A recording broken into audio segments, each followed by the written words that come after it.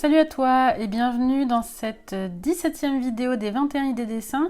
Et aujourd'hui on va s'attaquer à un grand classique du dessin qui est le fait de dessiner ta propre main.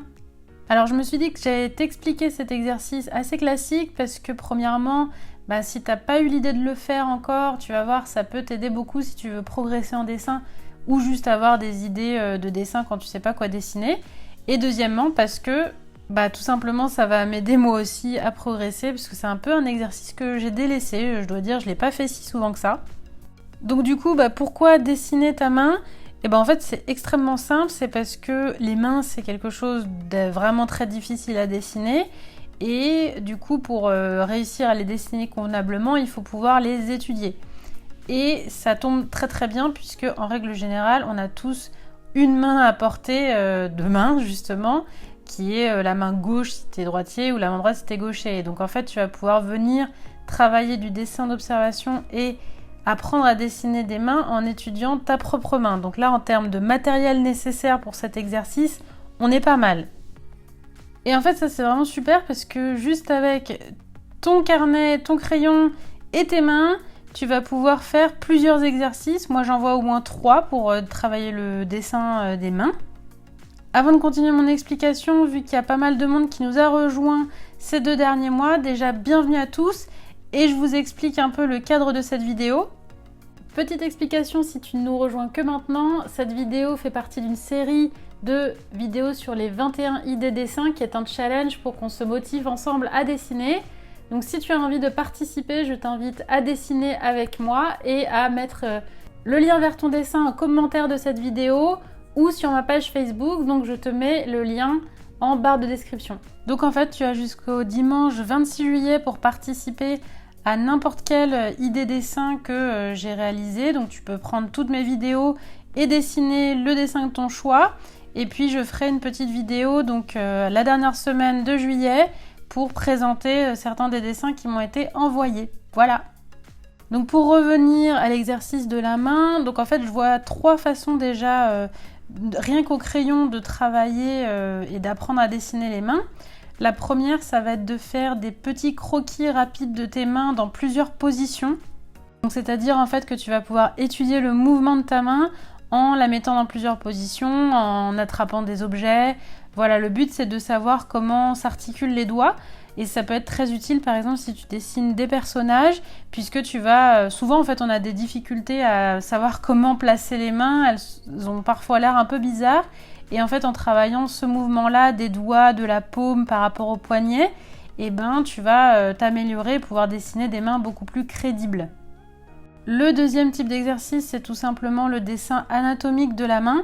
Donc là on va être sur quelque chose qui est de l'ordre vraiment du dessin très précis et ça peut prendre plusieurs heures dans le but de dessiner vraiment la main de manière précise avec les ongles, avec toutes les petites nervures, les veines, voilà, peut-être même les empreintes digitales. Voilà, le but c'est vraiment de comprendre la main en profondeur.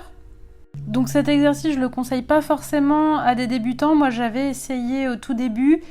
Je pense pas que ce soit vraiment nécessaire d'aller dans ce niveau de détail si tu viens juste de commencer à dessiner. En plus, tu vas vite te perdre dans les détails et tu vas pas forcément apprendre grand chose. Tu vas surtout perdre du temps parce que voilà, le gros souci c'est que ça met plusieurs heures. On n'a pas toujours plusieurs heures devant nous. Et quand on est débutant, déjà le but c'est de savoir comment fonctionne une main et donc de connaître le placement de chaque veine, chaque os. C'est peut-être un peu moins nécessaire, à moins que tu veuilles tout de suite, d'ici demain, dessiner comme Michel-Ange. Et même ça ne sera pas possible. Donc voilà, c'est pas forcément la priorité si tu es débutant. Mais si tu as envie de le faire, vas-y, au contraire, éclate-toi.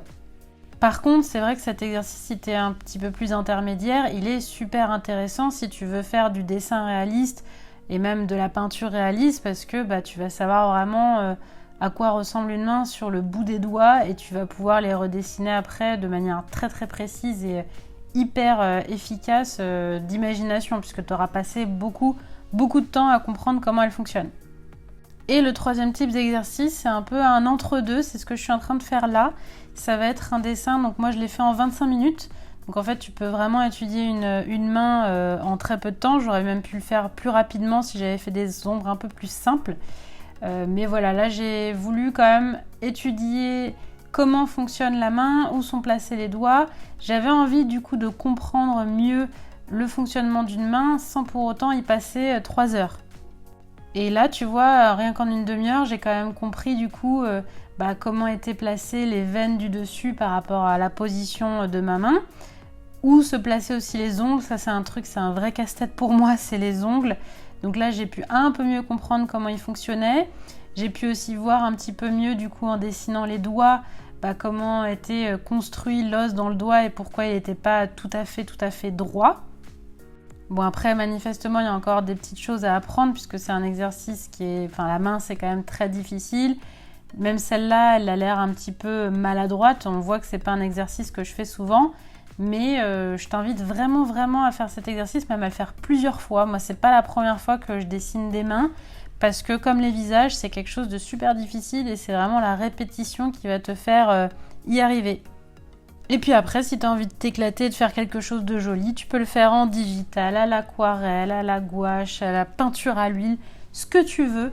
L'important, c'est de s'amuser et d'apprendre en même temps.